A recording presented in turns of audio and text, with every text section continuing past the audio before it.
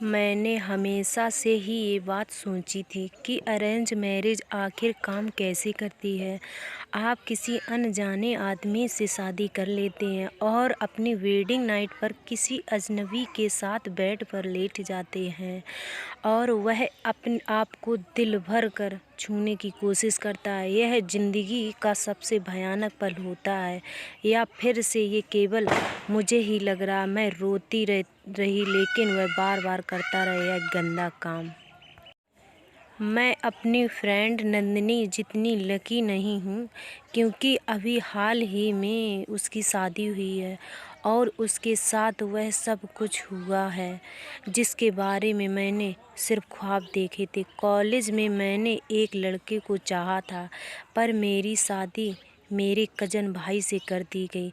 वह मेरी माँ के भाई का बेटा था। मैं एक साउथ इंडियन और काफ़ी फ़न लविंग लड़की थी। मैंने अपने घर से दूर एक कॉलेज में एडमिशन लिया था। वहाँ मेरी मुलाकात अपने एक सीनियर दीपक से हुई। मैं जैसी भी थी वह मुझे वैसे ही सम्मान देता था। हम दोनों को एक दूसरे से प्यार हो गया।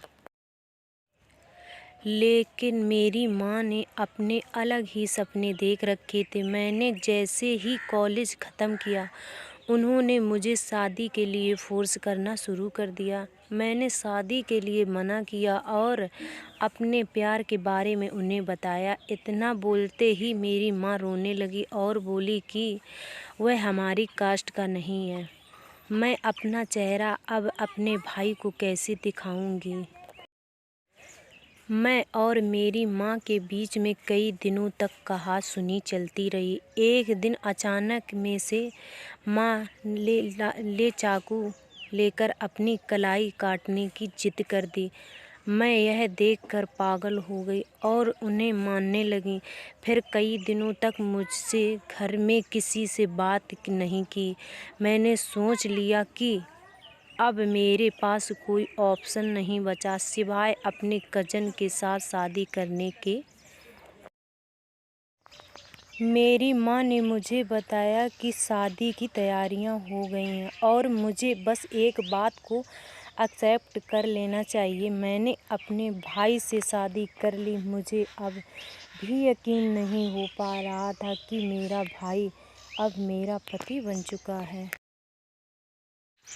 यह सुनते ही मुझे शौक लगा। मुझे चिल्लाने पर मजबूर मत करो, उसने मुझे धमकाया। मुझे समझ में नहीं आ रहा था कि मैं क्या बोलूं। उसने मेरे कान में बोला, मुझे तुम्हारे पास्ट के बारे में सब कुछ अच्छी तरह से पता है। तुम्हारे कारण मेरे माता पिता ने मेरी शादी इतनी जल्दी से करवाई। फिर उसने मुझे अपनी पत्नी बनने से बोला। वह रात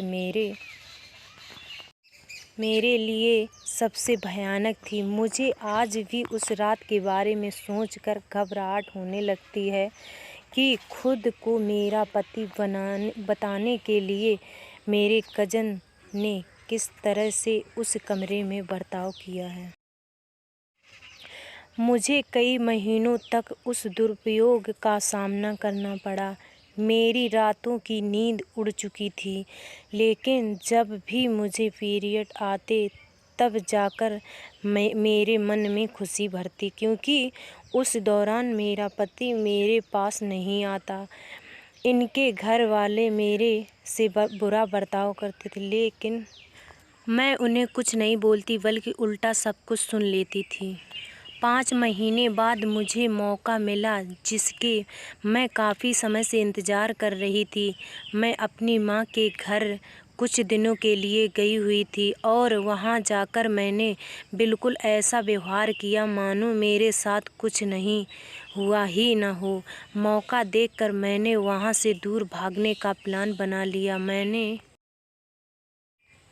एक दिन अपने कपड़े पैक किए और थोड़े से पैसे के साथ घर से भाग गई। मैं वह शहर छोड़ आई जहां मैं पली बड़ी हुई। इस अनजान शहर में पहुंचकर मुझे काफ़ी अच्छा महसूस हो रहा था, मानो मैं आज़ाद हूँ।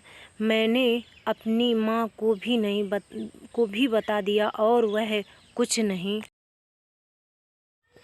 बोल पाई। दीपक ने मुझसे कहा था कि मैं अंदर काफ़ी हिम्मत है और मैं अपनी नॉलेज के बल सब जीत सकती हूँ। मुझे दीपक ने बहुत याद आती, लेकिन अब 2 साल बीत चुके। अब तक तो उसने शादी भी कर ली होगी।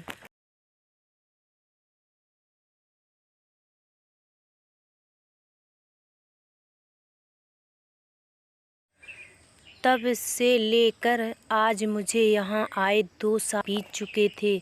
तब से लेकर आज मैंने पीछे मुड़कर नहीं देखा। मैंने जब भी अपनी सहेली नंदिनी और उसके पति को देखती हूँ, तब मुझे खुद की लाइफ सोचकर बड़ा बुरा लगता है।